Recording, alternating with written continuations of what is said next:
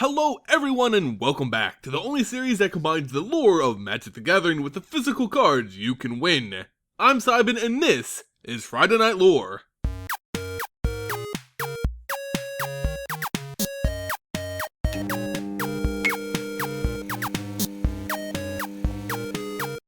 On tonight's episode of FNL, let's return to the ongoing conflict found in Battle for Zendikar. For this story, we'll have to skip a few chapters, but since it's more or less a self-contained story, it really doesn't matter where it falls in the timeline.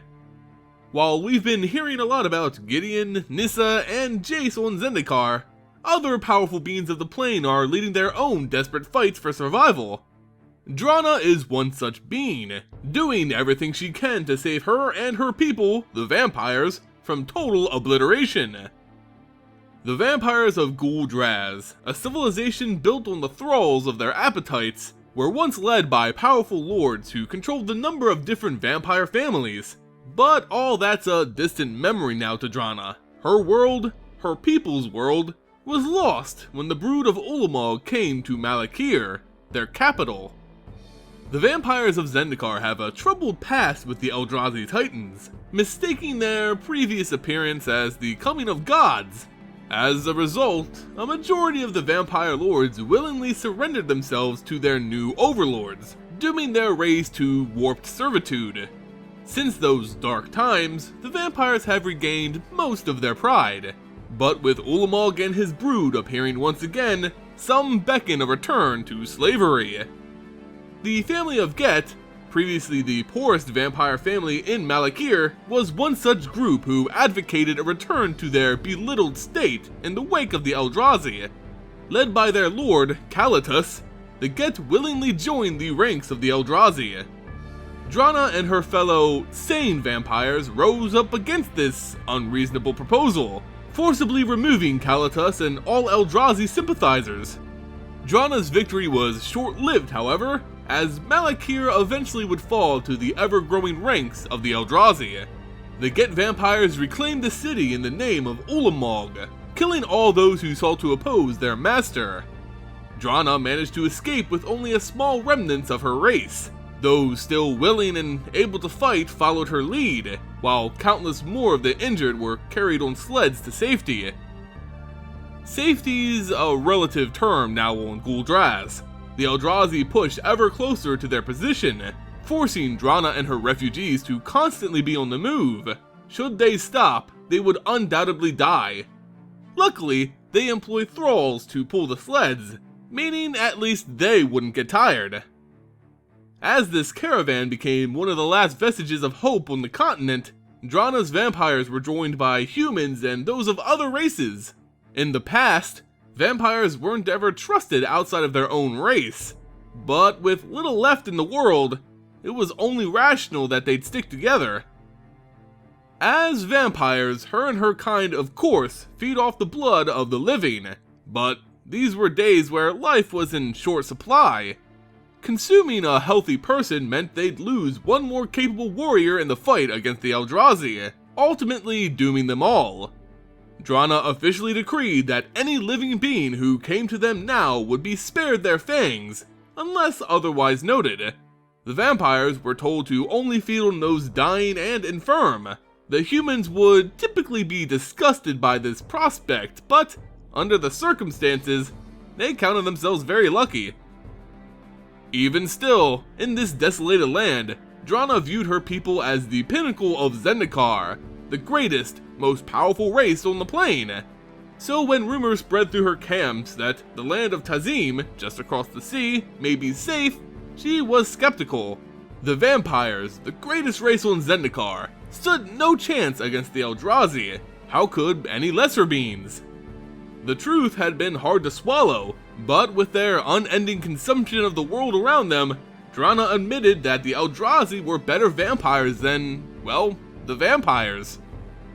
As Drana flew high above her tattered followers, she spotted something in the distance. Not an Eldrazi as she was so accustomed to by this point, but Kor, flying through the air on kite sails. As more of her overseers spotted these Kor, they asked Drana, welcome or kill? She believed they should welcome them in, They came to join her at the end of the world. They should accommodate them. The Corps were led by a strong and capable fighter. Drana could sense the strength in his blood, how badly she would kill for a taste of that strong blood. She composed herself and the Corps began to explain their presence. They came by the order of a man named Gideon from across the sea. He was seeking strong and willing allies to join his army for the final stand against Ulamog. Drana had never heard of this Gideon before, but why would she go and die fighting Eldrazi there when she could die defending her people on Guldraz? The Corps walked with Drana through her camp, and to his surprise, the vampire seemed to genuinely care, not only for her people, but for those who sought her protection. Drana wouldn't leave these people behind, these children behind to die, just so she could go over and save lives and children across the sea. Drana gave the Corps an ultimatum. Should he and his fighters help her in defeating the Eldrazi who currently were tailing them, she and her fighters would join Gideon's army. The Corps commander agreed. The battle plans had been drawn quickly. One of the few advantages to fighting against innumerable odds and a mindless foe was that battle strategies were pretty straightforward. Every day, every hour, her army weakened. Better to strike now. A buzz ran through the masses. After so many days of running and death, here would be a chance at resolution. No matter the outcome, tomorrow's reality would be different than today's fear. The Eldrazi had finally reached their position. Swarms of small broodlings surrounded a large sire of Ulamog. It wasn't quite the size of the Titan itself, but to the people of Guldraz, it may as well have been Ulamog. It was the most dangerous thing on Guldraz, and the only target Drana wanted to bring down. Take down that sire, and the rest would be easily crushed. Those able to fight lined up in what some would call a formation, but it was loose and visibly exhausted. The humans fought with whatever they could get their hands on, while the more capable vampires were obviously the strength of the force.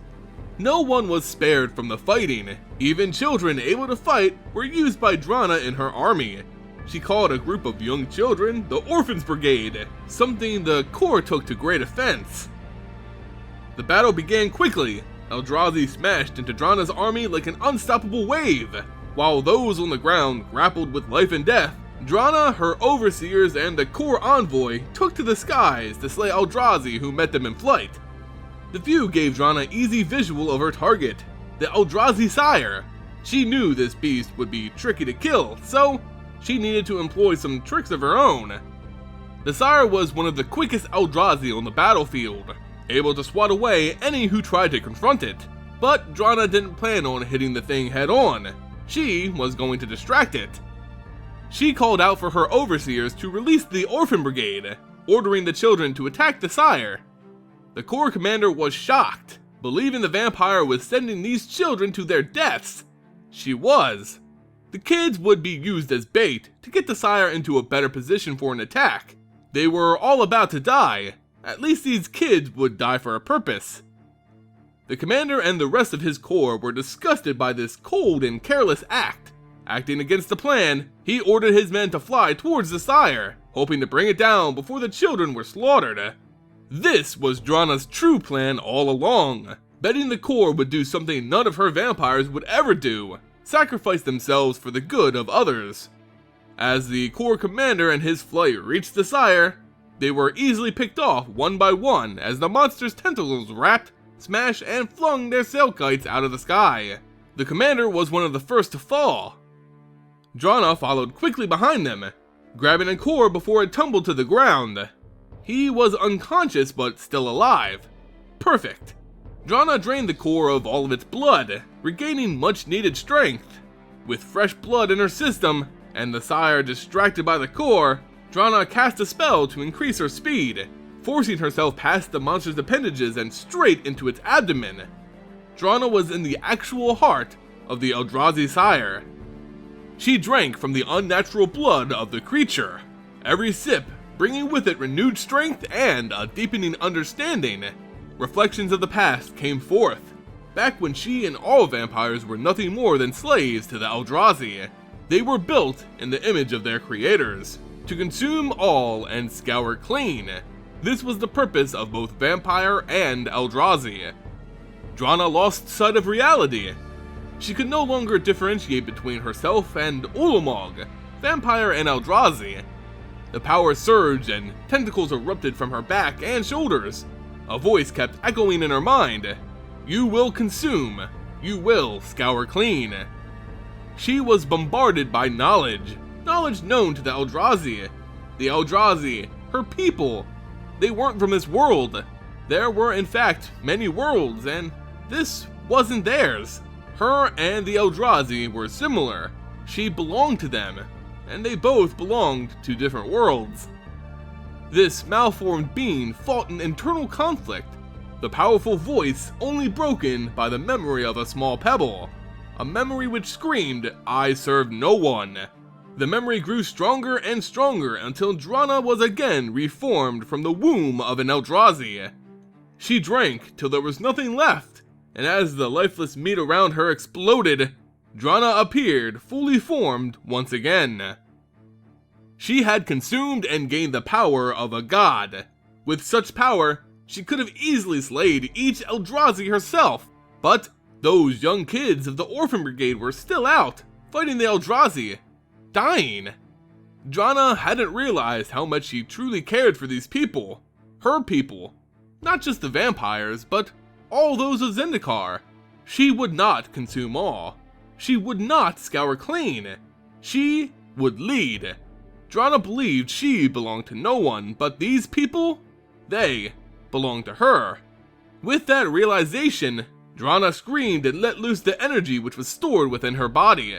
She became a glowing magenta sun in the middle of the day, her purple light striking her people, vampire and mortal alike, healing their wounds, making them stronger, faster, invulnerable. Her forces rallied. With this new power, the Eldrazi couldn't even harm them. They fought with renewed vigor, easily taking the field and utterly destroying the last of the Eldrazi. Exhausted, Drana collapsed to the ground. She awoke to the presence of her overseers. For the first time since Ulamog came, they seemed truly happy. With this strength, Drana and her people could retake Guldraz and Malakir. Drana had a different plan though. The core who had came seeking aid had all died in the fight. Drana had no reason to honor their agreement, but she ordered her people to prepare for the journey. They would go to Seagate and find this Gideon fellow, join his army and see what he could do. Her ever-obedient overseers never questioned her decision. They began preparing for the crossing. Drana understood now that they and the Eldrazi came from somewhere else, so there's a place they could go back to. Maybe they could be forced to leave, or perhaps they could leave themselves. Drana wasn't sure, but she knew her and her people's best hope lied with this mysterious Gideon. And that, my friends, is the story of Drana and her vampires so far in the battle for Zendikar. Although she is manipulative and selfish to a degree, she's also fiercely protective of those who she feels is under her protection. She understands the nature of the multiverse now and seeks to save her world by allying her forces with Gideon. But my question to you guys is, how do you think Drana's vampires are going to do against Ulamog when it ultimately shows up? Will Drana be a capable ally to Gideon? Let me know in the comments below. As with all my Friday Night Lore videos, you can now enter for your chance to win your very own copy of Drana, Liberator of Malakir. To enter for your chance to win this card, all you have to do is be a subscriber to the channel and leave a comment on this video. At the end of the week, I'll choose a winner and announce them at the end of next week's FNL, so stay tuned to see if you've won. With this FNL, I'd also like to announce the winner of my weekly Patreon giveaway. Congratulations to Joel Osmar. You've won 2 packs of Battle for Zendikar. Remember, each week I'll be giving out special giveaways to those who become patrons to my Patreon page. Being a patron means more than just weekly giveaways. You'll also get cool stuff from me at the end of the month, along with a vote in future content that I make. You can find out more about being a patron by visiting my Patreon page, linked in the description below. FNL and all my giveaways are brought to you by abugames.com. abugames.com is one of the leading online stores for all things MTG, and I really suggest checking them out. In any case, if you enjoyed the video, consider hitting that like and subscribe button. It goes a long way in supporting future content. You can also check me out on all the social media linked in the description below. As always guys, thank you all so much for watching, and I'll see you next time.